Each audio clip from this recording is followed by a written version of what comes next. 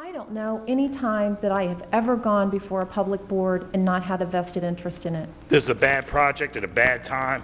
It needs to be revisited, and I would ask that the commission please do, as the CRA Advisory Committee, a very intelligent group of people, unanimously recommended that you do. Just one question for the record. Do you own property in the vicinity of this same site? I own property immediately contiguous to this, Mayor. I have the most vested interest of anybody in this town. Does that negate my the quality of my presentation or the validity of it? I didn't say that it did. I wanted to make that clear, Mayor. That's all I wanted to make. I own 6.7 acres, or I don't own, I control 6.7 acres immediately contiguous to this property. But I don't think we should ever question the integrity of the people who come before us. Just about everyone that's come up here and spoke had a vested business interest. They run daycare centers, or they have property interest, vested property interest, or political interest. There's a lot of politics being played. Now this board is being, obviously we're not a unified board now because they've gotten to some of us. Oh, come on, Bill. By questioning. Now, you, Mr. Spoon, how dare you question the motives of tax-paying citizens who, by the way, are your boss, for coming before the body to voice their concerns regarding their neighborhood. Look at the video of the last meeting so you can see just how insensitive, insulting, and unprofessional you were. Mrs. Young. No, I have to say, because we were insulted and we sat down before this was done, and we were said that we had to have motives to do this, and I think it needs to be addressed. And I don't usually do this, but I was one of the people that talked. And to be accused of coming up here having a political motive or some other kind of motive because I spoke about my community, and to the person have said it with no remorse, I think it needs to be addressed. And I think it's appropriate because it was done publicly here. I don't know any time that I have ever gone before a public board and not had a vested interest in it. I have spoken before public boards in the city of Winter Park. I have spoken before public boards in other areas in Orange County, and I've always had a vested interest, whether it was the welfare of my children, whether it was the welfare of my home, whether it was the welfare of my family, my safety, of whatever it is. Every person who comes and speaks to a public board has a vested interest. That's not a nasty word. These people wouldn't be out here at 10:30 at night if they didn't have a reason to be. We have too many school board meetings where people don't come and express their opinions. And personally, I am surprised because every one of us knows we have our fair share of issues in this county, and I'm surprised that we don't have more people out at every board meeting wanting to have an input into the way we manage the school system. I think we're doing a good job. But I don't think we should ever question the integrity of the people who come before us, nor should we ever question the integrity of our other board members and why they would vote against us. This is not a team rally. We are elected to be able to make the best decision possible. And if it's to dot every I and cross every T, then that's what we have to do. Thank you. One question for the record. Do you own property in the vicinity of this same site?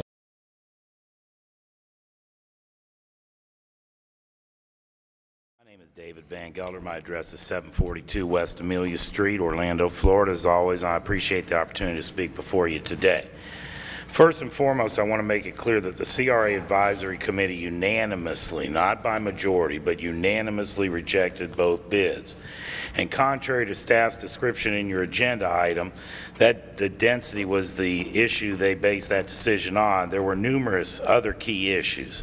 They include the facts that PSA constructors have never been a developer. 2, PSA constructors never provided a site plan. 3, PSA constructors had no established MWE participation among the contractor subcontractors.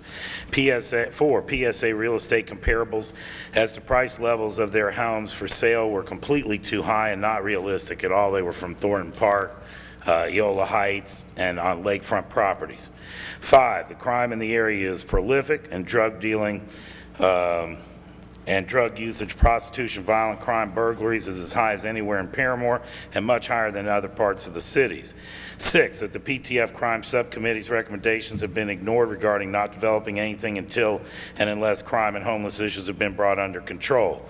7, the Outlook and Growth Management Plan designation needed to be revisited and restudied as a lot has changed in downtown and Paramore in the last 6 to 10 years.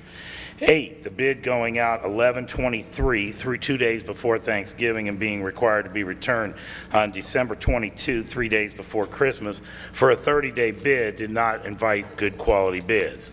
In addition to the manipulation of reporting what happened in the CRA Advisory Committee meeting, the minutes of the January 31st RFP Selection Committee, as an example, had nothing material in it regarding all of the discussion about 1, densities needing to be increased on this site, 2, crime issues need to be addressed, 3, housing prices being unaffordable for people in neighborhood presently, including the affordable price range.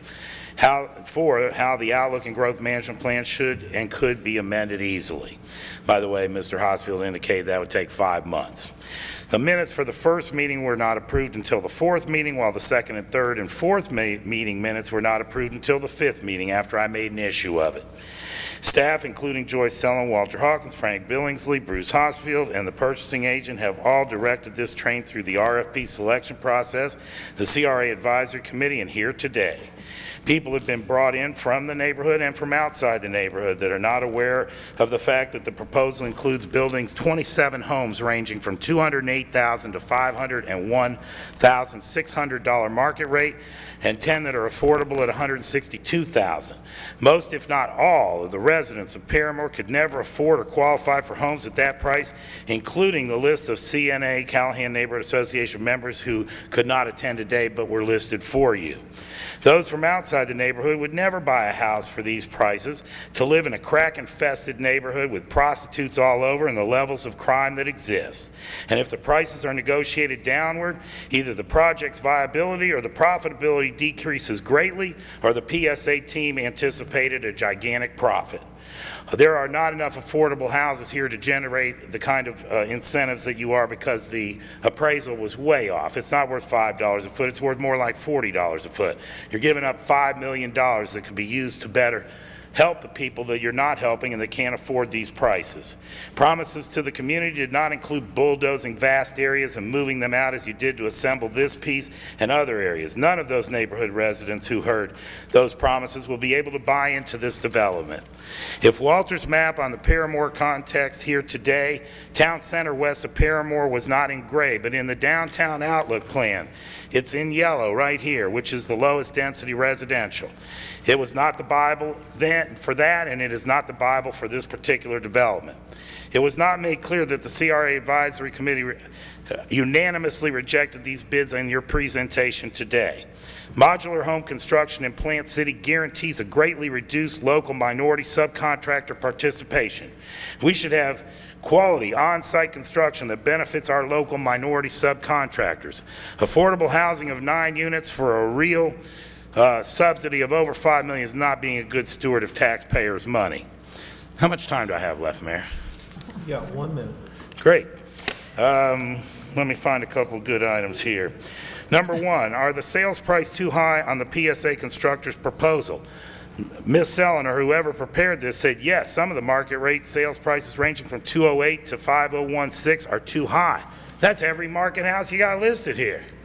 Every market house is too high according to her own document that was handed out to you that I got under public records.